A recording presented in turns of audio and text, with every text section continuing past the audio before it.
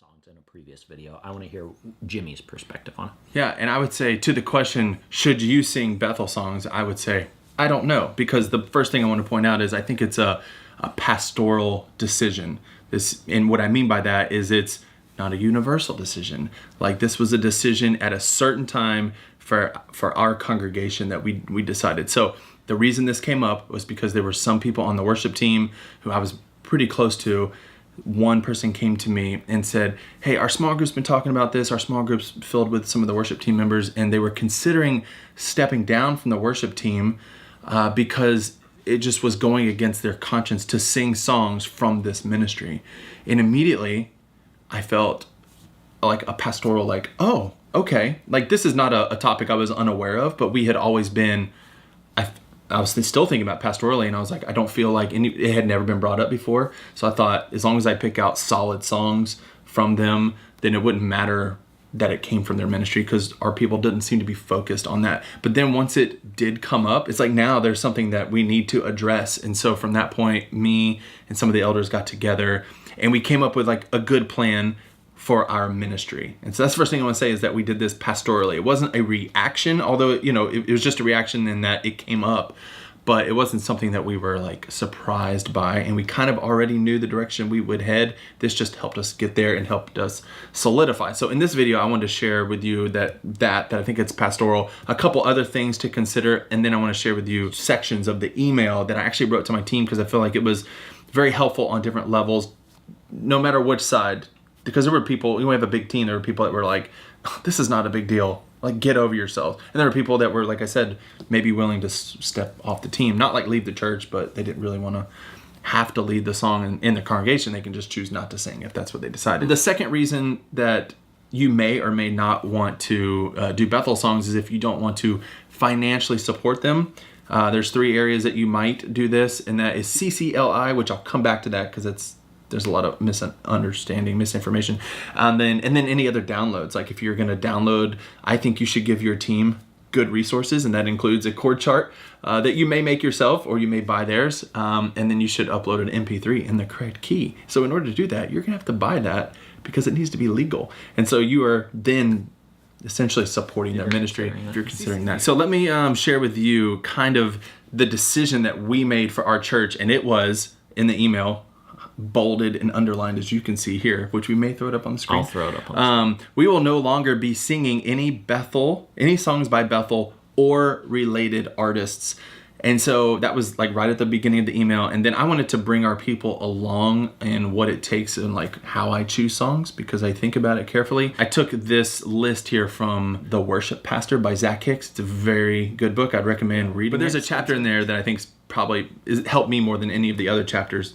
And it's called Worship Pastor as a Theological Dietitian. And he's just talking about good song selection, curating a library of songs. And so there are questions we ask, and I won't go into all that because that's not what this video is about, but like, is it singable? Is it aimed Godward? Is there any heresy? And all those kind of things that you should be asking. Does it fit well within your set list? But then there's another question that we brought up is it wise to sing? Because it may check all the boxes, but it may not be the wisest thing to sing. And that's where we found ourselves with Bethel. We weren't like, this is absolutely wrong, but we don't feel like this is the wisest decision for us, given the harmful beliefs of Bethel Church, whether it's something specific or just the whole drama surrounding it. And right now, and this was a few years ago, and right now we've kind of applied this to Hillsong even. So at my church, we don't even sing Hillsong right now. These are some questions that may be brought up that we just wanted to go ahead and get ahead of in the email. And it says, is this just Bethel? What do we mean by Bethel and related artists? Because there are collabs everywhere. And so we were like, if you can go, we didn't want to, as a pastoral move, we didn't want to lead anyone potentially down a path that would say we approve, because I feel like this applies in many areas. If you're leading worship on your team and people see you on stage, they see you as a leader. That's why we would say everyone's a worship leader. If you're doing songs and you don't say anything about it, they would just assume naturally that, well, this church agrees with that song and it's by this artist. Let me go check them out more. That was the main thing that we didn't want to happen. And so, well, then where do you draw the line? That's kind of like the biggest thing, because there's so many collabs right now. So we said Bethel and related artists, and we meant if you can go to the Bethel website and see their name, if they're on staff, those are the songs that we are no longer going to do. So at the end, I did give some like challenges for people to consider, because since this was a pastoral move, I wanted to go about this pastorally and lead our people through this. So the first thing I said to consider, that we believe it is unwise for us to sing songs at Bethel songs at our church now.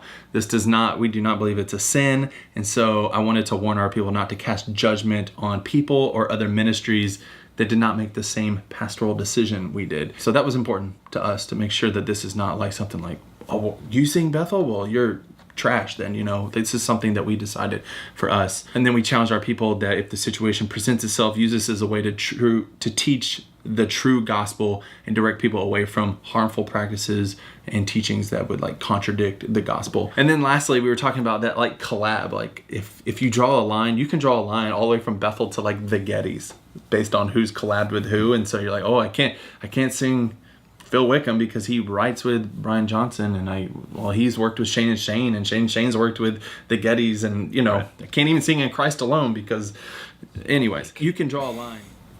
I almost want to say, like, I feel like people who are just like gung-ho, like we can absolutely sing these songs. Like, I feel like if we're honest with ourselves, we just haven't looked into what Bethel teaches yet, and we would be much more hesitant to sing the songs. For most people, some people believe the same theology that Bethel sings. And so I think like my line is like, sing the theology that you believe.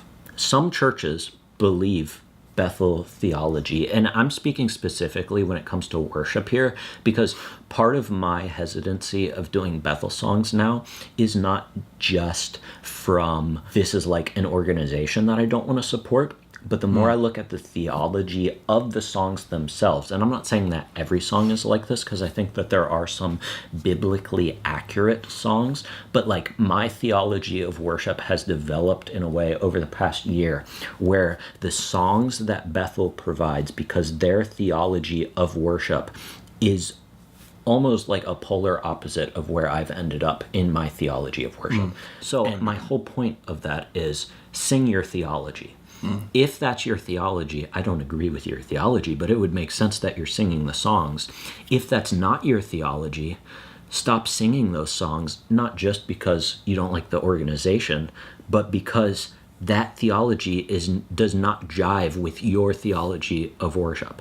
And so how do we come up with our theology of worship? Have I pointed to the Bible in every video that we've done? Did we do that in this video yet? I don't know. We haven't done it yet. But you open up the Bible and you see what it says about worship, and you read it for yourself. And I know that, like, I'm sure Bethel didn't just make a bunch of stuff up. I'm sure that they are looking at the Bible just a different way than me. But we, our elders in our church, we set the doctrine, which goes back to what Jimmy talked about, right? Like, it was a pastoral decision. It was an elder decision, making decisions about the doctrine of the church, which is the purpose of the elders in our church, to make sure that there's sound doctrine in our church. And so for me, it has become not just an organizational problem, but a theological doctrine problem with what I believe about worship in my church. I just want to point out that the theology in those songs probably does not actually match your theology of worship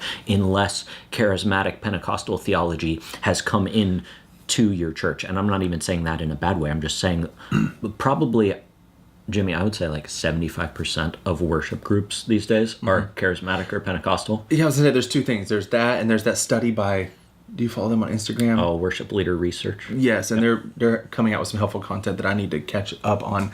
But the other thing I would say is that there might be people listening that were like me when I first started leading worship, that I never thought this way. I didn't think pastorally, and I think that's the challenge of this video, is to think about in a deep way, intentionally about what you're singing. In my mind, I thought if a song was this popular, then it was vetted enough. Like, if it got to where I knew the song and people are singing it, then it's good enough. I'll just sing it. And I never even thought about content of the songs. I just thought, at that point in my ministry, I was looking for cool songs to do. What's the next popular thing? And I never thought about it. And some people would be like, well, what do you think about this line? I was like, I didn't think about that line. I just assumed it was correct because other Christians wrote it. And that's not a healthy place to be. And I'm challenging y'all to not be like 22-year-old Jimmy. Yeah, and I've got to confess that I was that way too. Like, I can't tell you how many times I will repent on this channel right now. Of like, before, when I talked about how to pick worship songs, part of my advice was look at the CCLI Top 100, and if other churches are doing those songs, then they're probably a good song. That just because it's on the CCLI Top 100 doesn't mean that it fits the theology of your church. Yeah. And I think that's what people need to hear. And so, back to my main point. My problem with doing Bethel songs is not so much the organization thing. Well, I mean, that's still part of it, but it is the theological thing. So like Jimmy said, think about what is the theology of your worship? What are we trying to accomplish when we gather together? And that's why I've been talking more and more about theology on this channel, because that is the foundation.